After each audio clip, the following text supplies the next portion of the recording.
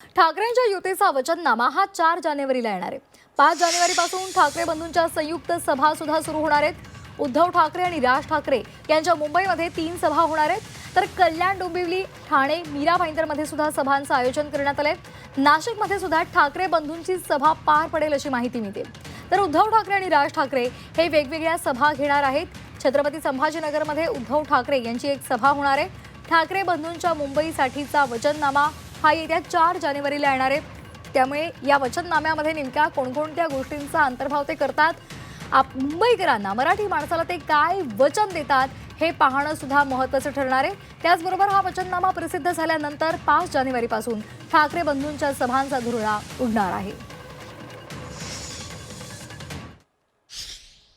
आदित्य ठाकरे आणि अमित ठाकरे वचननाम्यासंदर्भात दोघे काम करत आहेत।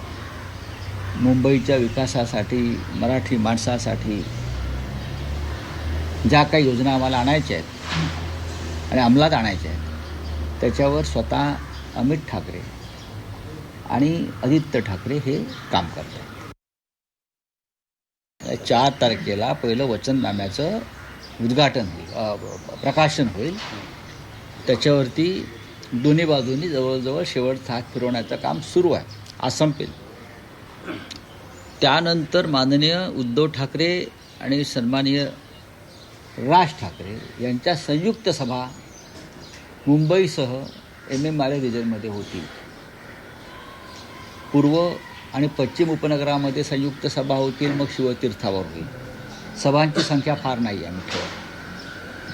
त्यानंतर मीरा भाईंदरला एक सभा होईल, ठाण्यामध्ये सभा होईल, कल्याण आणि डोंबिवली अशा 2 सभा होतील आणि नाशिकला सभा होईल, संयुक्त सभा होईल। त्यानंतर उद्धव ठाकरे संभाजीनगरलाही जाणार आहेत, त्यांची सभा होईल।